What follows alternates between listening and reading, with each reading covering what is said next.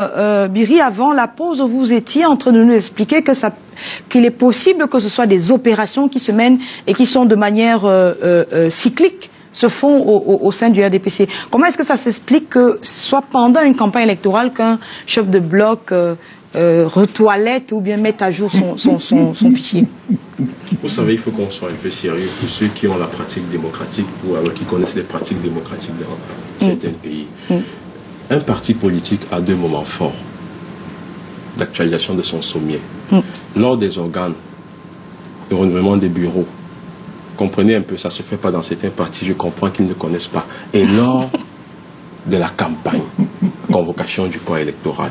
Et je vous dis, vous pouvez trouver un livre jaune un peu partout, c'est-à-dire le livre, le statut et le règlement intérieur du RDPC. Il est bien précisé dedans que tout chef traditionnel, tout chef de bloc, tout chef de quartier peut être membre d'un organe de base, c'est-à-dire d'une cellule, c'est-à-dire d'un comité de base, c'est-à-dire d'une sous-section. Et à l'occasion, soit des organes de renouvellement, des bureaux des organes de base, soit des élections, il peut librement actualiser son fichier. Il peut librement... Donc récupérer des noms, bien sûr, s'il a l'accord de ces personnes. Numéro de téléphone et tout le reste, et numéro de carte d'électeur même. Jacques Debelle. Monsieur Biri, je suis tenté de vous rappeler ce que nous entendons souvent, à savoir que l'État embrigade les chefs traditionnels. Parce qu'en fait, un chef traditionnel, est-ce qu'un chef traditionnel dans une société démocratique doit être affilié à un parti politique, auquel cas il n'est plus ils sont libres. Tout le monde. Je n'ai pas dit tout le monde. J'ai dit pour ceux qui veulent. Je l'ai dit tout à l'heure. Pour ceux qui sont du parti. Vous ne forcez personne. C'est délicat C'est pour cette raison que je demande à M. Bandakani que son document juridique, s'il avait pu nous prouver que ce monsieur n'est pas du RDPC, j'applaudirais pour lui. Puisqu'il y a des chefs traditionnels qui sont d'autres partis d'opposition. Qui sont d'autres partis de l'opposition. C'est compris. Bandakani. Je crois que, mon cher ami, il ne faut pas forcer le débat. C'est vous qui faussez le débat. Le débat, c'est la campagne, les projets de société. Vous pleurnichez sur Merci. Raymond Biri, merci. Je peux continuer à parler. Allez-y. Vous êtes tellement inélégant que vous oubliez que les factions ont présenté leur programme depuis le début de la campagne. Mais je comprends. Vous n'avez pas d'argument, vous faites feu de tout bois. Je suis heureux que vous avez commencé à revenir sur vous avez d'arguments et vous pleurnichez ici pour des dénonciations. Mais messieurs, s'il vous plaît, on va bien pouvoir continuer. Je suis bien content que vous vous souciez de mes électeurs plus que moi. Bandakani, vous avez la parole. Ne vous souciez pas de mes électeurs plus que moi, c'est quand même curieux. C'est compris. Souciez-vous de vos électeurs. Je suis libre de parler à mes électeurs ou pas. Donc, je suis content que rapidement vous cherchez à corriger ce que vous avez dit, parce que le sommet politique d'un parti, c'est pas ce que vous êtes raconter là. Y compris dans la tradition. C'est compris. C'est compris, allez-y. Y compris dans la tradition de votre parti. Le RDPC n'a jamais fait de sommier politique depuis qu'il existe. C'est ce que vous venez d'y arriver en pleine campagne. Qu'est-ce que vous en savez, vous n'êtes pas militant du RDPC? Le RDPC en tant que parti au pouvoir, vous avez été... Pardon, je vais poser question. Je vais vous poser question. Tout parti politique qui est au pouvoir doit susciter l'intérêt de tous citoyens du pays. Y compris ceux qui veulent prendre le pouvoir. C'est normal. Bien sûr. Si on doit rappeler ça, c'est terrible. Bien sûr. Donc, j'étudie les tests du RDPC. Je les étudie et je suis ça de très près. Je dis que vous n'avez jamais fait de sommet politique en pleine campagne électorale. Je vous mets au défi de me démontrer sur le RDPC. C'est des périodes qui donnent. Pardon, sortons de là, messieurs, je vous en prie. Sortons de là. Sortons de là, je vous en prie. Je ne vous aide pas, mais je vous demande d'avancer dans le débat. Je vous demande d'avancer dans le débat, messieurs. Oui, je vous recadre. Non, allez-y. Raymond Biri, il vous a laissé dérouler, vous avez présenté votre argumentaire. Bandakani, je vous donne une minute pour terminer. Merci, messieurs. Merci. Quel est votre droit? Vous ne me modératez pour recadrer les gens. Allez-y, merci. Votre parti, que je suppose que vous connaissez, ce serait bien grave que ce soit le contraire, n'a jamais fait un sommet politique en pleine campagne. Passons dessus. Qu'est-ce que vous en savez? De deux, je m'en fous que ce chef de bloc soit du RDPC. Parce que c'est pas ça le débat. Le débat, c'est que on l'a pris à flagrant délit de fraude électorale en faveur du RDPC. D'ailleurs, qu'est-ce que vous prévoyez pour la suite? Vous avez fait un constat d'huissier, vous allez porter plainte, qu'est-ce que ça s'est passé? La loi sera prise, nous allons... C'est matière à contentieux? Bien sûr. D'accord. Et je suis en train de lui dire, faites très attention, parce que nous, dans la deuxième, nous avons suffisamment d'entrées dans votre parti, vu l'état du parti dans la deuxième. Et nous sommes en train de suivre. Je vous dis que nous sommes sur la trace d'en collecter plus que ça. Et à chaque fois, nous ferons des constats d'huissier, parce que nous sommes sérieux. Merci. Huissier pour le voir. Vous terminez sur la question. Pardon. Monsieur Ndongo Olivier, je passe ce jeu. une alliance entre deux partis se traduit par un document. Je n'ai aucune alliance avec le RDPC. Si dans votre parti, votre niveau c'est de concevoir que soutenir le chef de l'État du Cameroun, c'est un allié du RDPC, élevez un peu le débat chaud. Alors là, on ne va pas y entrer. On va rester sur les programmes politiques. Et pour l'instant, on vit avec la fraude. Mais merci beaucoup. Merci. Vous êtes pire que l'allié du RDPC. David Moukoudi, je vais sortir sur cette question avec vous. Est-ce qu'il y a des moyens de prévenir tout ce qui est en train d'être, disons, préparé ou bien dénoncé comme en train d'être préparé? Est-ce qu'il y a des moyens de le faire?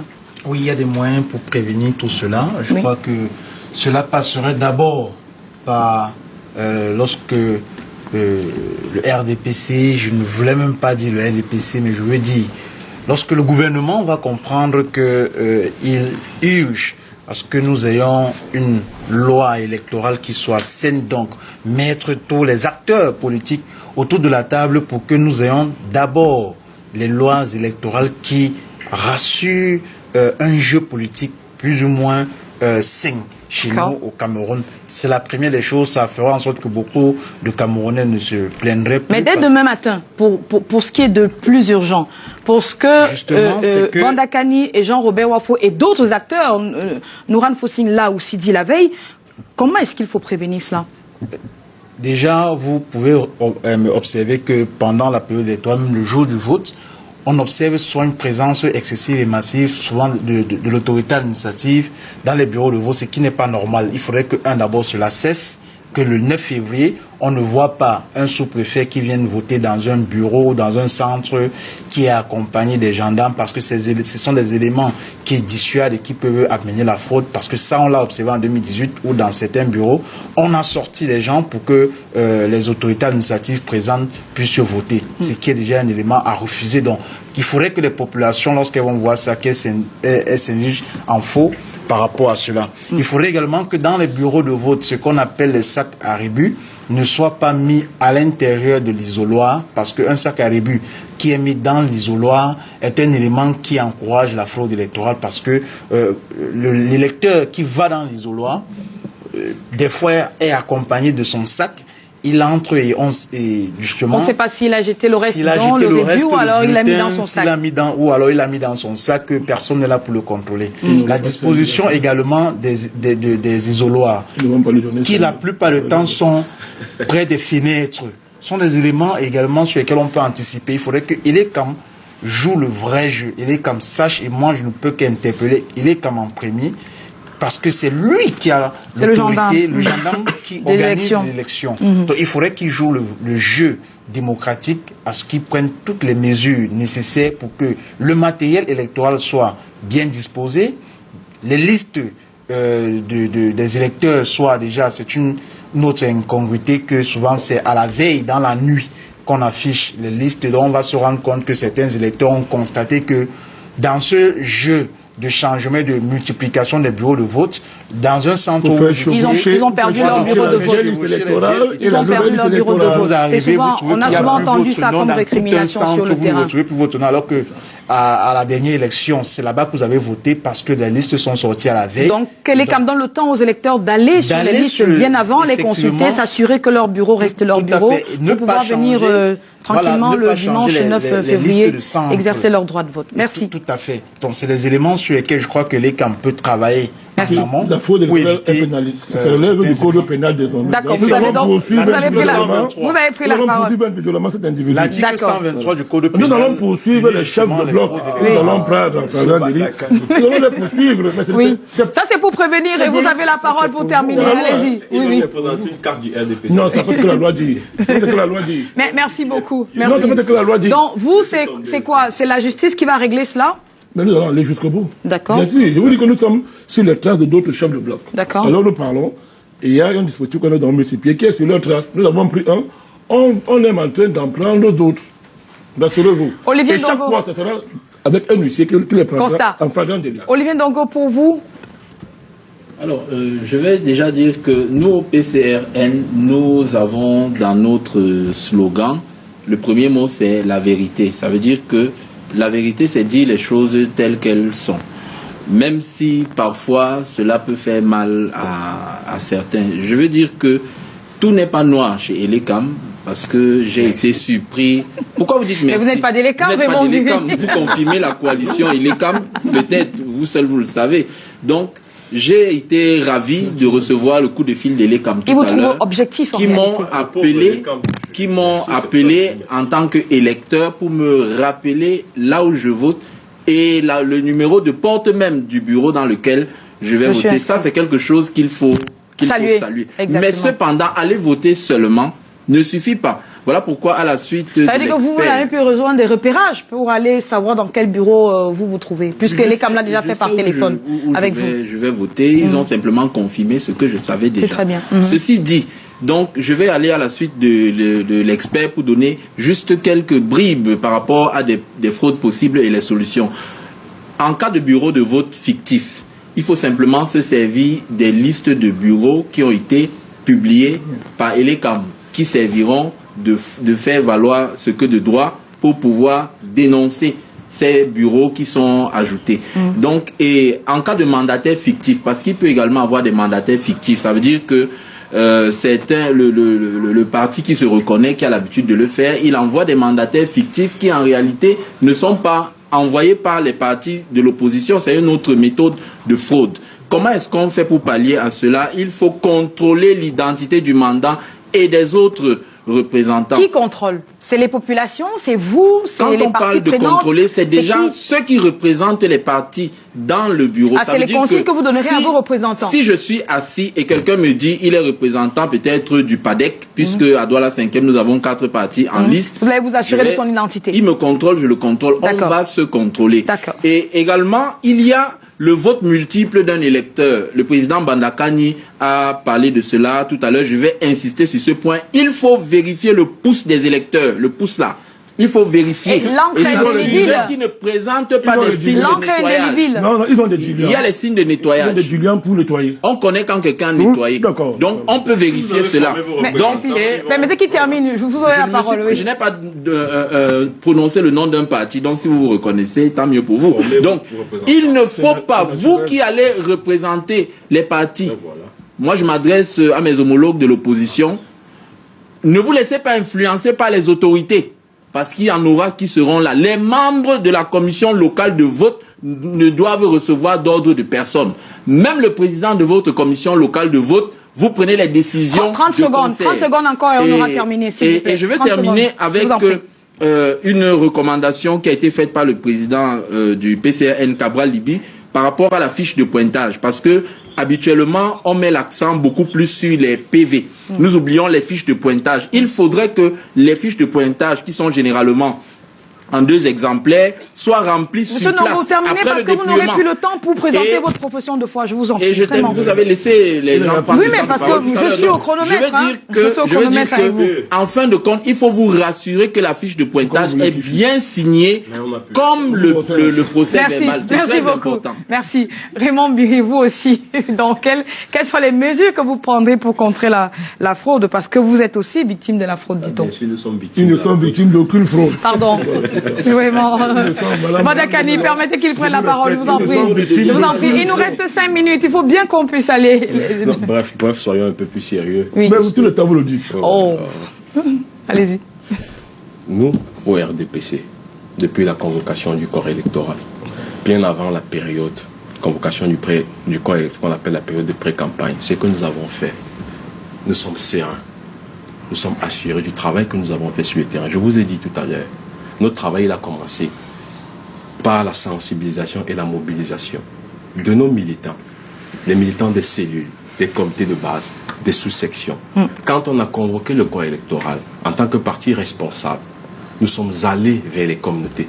Nous avons parlé de notre projet de société. Nous sommes allés vers les associations. Nous avons parlé de notre projet de société. Nous sommes allés vers toutes les forces vives apolitiques, tous ceux qui sont constitués dans ce qu'on peut appeler les sympathisants. Aujourd'hui, depuis lundi, nous sommes en train de faire le porte-à-porte. Moi qui vous parle, dans mon quartier, je descends. Je vais vers les indécis. Je vais vers ceux qui sont découragés par votre discours, qui disent qu'ils n'iront pas voter parce que vous criez aux fraudes et tout ça. Je vais vers eux, je leur dis non, leur voix compte. Il faut aller. Il faut choisir ceux à qui vous allez confier la destinée, ceux qui vont gérer les communes, qui sont en charge je ne sais pas moi, de prendre en charge vos questions de logement, le vos développement questions de du santé, pays. le développement du pays. Merci beaucoup. C'est ça notre discours. Alors, maintenant, je vous donne 1 minute chacun pour nous dire pourquoi est-ce qu'il faut voter pour vos listes. Commence par vous, au nouveau mouvement populaire. Pourquoi faut-il voter pour vous? Parce qu'en face, nous avons des gens qui ont fait les preuves. Par la fraude. Évidemment pas la fraude. Qui ont fait les preuves par le bilan que tout le monde sait. Le NMP a fait une analyse claire de la situation de toutes les mairies du Cameroun. On va résoudre le programme en 2 minutes. C'est ça aussi, quand on maîtrise un programme, on le fait comme ça. Toutes les mairies du Cameroun, quand vous regardez les dépenses budgétaires de toutes les mairies du Cameroun. Vous avez vraiment 1 minute, hein? C'est ça la possession de foi. Oui. Je demande. Pardon, permettez, ne le coupez pas, Ilieva. Je vous ajoute. Allez-y. Vous avez une culture politique. Allez-y. C'est-à-dire que toutes les mairies du Cameroun affectent moins de 10% de toutes leurs dépenses budgétaires globales à la satisfaction réelle des problèmes des populations. C'est le bilan qu'eux-mêmes ils ont écrit dans leur document. Eux-mêmes. Donc l'enjeu de cette élection municipale, c'est d'inverser cette tendance. Il faut qu'on passe de 20, 30 à 40% d'affectation des dépenses budgétaires globales des communes à la satisfaction réelle des problèmes des populations. Pour le faire, on ne peut non pas confier le mandat à ceux qui, pendant 15, 20 ans, n'ont pas pu affecter 10% des dépenses budgétaires globales pour la satisfaction des besoins des populations. Merci. Il faut confier ça à ceux qui ont pensé. C'est compris. Merci beaucoup. Et qui ont la capacité de le faire. Olivier Ndongo du PCRN, je fais le même exercice avec vous. 1 minute. Alors, notre profession de foi au PCRN pour la liste d'union que nous portons à Douala 5e consiste tout simplement à bâtir une commune qui protège ses habitants et qui libère les énergies. C'est d'ailleurs pourquoi notre bulletin porte la couleur grise, qui est la couleur du ciment, parce que nous voulons bâtir quelque chose de solide. Et nous ne voulons pas repartir sur les mêmes fondements que ceux qui nous ont précédés, à savoir le RDPC et le SDF, dans la gestion de la mairie de Douala 5e. C'est la raison pour laquelle la méthode avec laquelle nous allons gouverner sur le plan local sera une méthode de participation. Ça veut dire que nous allons établir le dialogue avec les populations de Douala 5e. Chacun des 54 quartiers aura un représentant qui assistera aux décisions de la commune. Ça veut dire que nous allons prendre vos avis avant d'établir des décisions. Merci. Et nous avons compris que les problèmes des populations de Douala 5e sont sur le plan social, sur le plan économique et sur le plan infrastructurel. Merci beaucoup. Et notre projet de société est le meilleur et nous gagnerons le 9 février. Je termine par vous, Raymond Bury, 1 minute également pour le même exercice. Vous êtes d'une galanterie. Je vous connais, Président. S'il vous plaît. Allons-y. Allons-y. Vous avez une minute. Alors, chers électeurs, particulièrement ceux de la commune d'arrondissement de Douala 4e, depuis 2010, notre pays vit des heures cruciales. Avec la guerre terroriste dans l'extrême nord, la crise du Nozo, avec les problèmes humanitaires et les problèmes d'insécurité venus par la Centrafrique. Aujourd'hui, nous venons vers vous. Nous revenons vers vous pour demander de renouveler le contrat social que vous nous avez accordé en 2010. Alors, voter les listes du RDPC, c'est faire le choix d'un Cameroun et d'une commune qui avance méthodiquement. Voter pour les listes du RDPC, c'est voter pour un Cameroun qui se construit sûrement. Voter pour les listes du RDPC, c'est voter pour une paix durable dans les localités de notre pays. Voter pour les listes du RDPC, c'est voter pour accélérer l'avènement de la démocratie participative. Enfin, voter pour les listes du RDPC, c'est voter pour le Cameroun et pour des communes qui disent oui à l'intégration nationale. Merci beaucoup. Merci. David Moukoudi, vous n'êtes pas candidat, mais vous êtes engagé. Mais vous laissez parler. Non. Vous avez le même temps. Vous avez le même temps. Je ne l'ai pas empêché de parler. Oui, je vous ai prévenu que vous êtes d'une galanterie à nul autre pareil. Merci. Jacques Dobel, merci à vous également d'être revenu sur ce plateau ce soir. David Moukoudi, c'est avec beaucoup de plaisir que nous vous accueillons pour bénéficier de votre expertise. Un mot de fin? Oui, si je peux faire envoyer un mot de fin, c'est justement pour dire aux populations, aux citoyens, du moins pour ceux qui vont choisir d'aller aux urnes le 9, d'être très attentif à tout ce qui va se passer tout autour pour pouvoir relever les moindres difficultés ou bien les moindres fraudes qui seront observées sur le terrain. Et les deux, il faudrait vraiment que Elekan sache qu'il est le patron des élections et qu'il occupe la place qui est la sienne. D'accord. Et donc, pour faciliter le déroulement des élections chez nous au Cameroun. C'est pas le MINAD qui devrait le faire. Merci beaucoup à tous, messieurs. Le journal, c'est tout juste après. Et moi, je vous dis au revoir. À demain avec un autre sujet à débriefer et d'autres invités. Bonne soirée.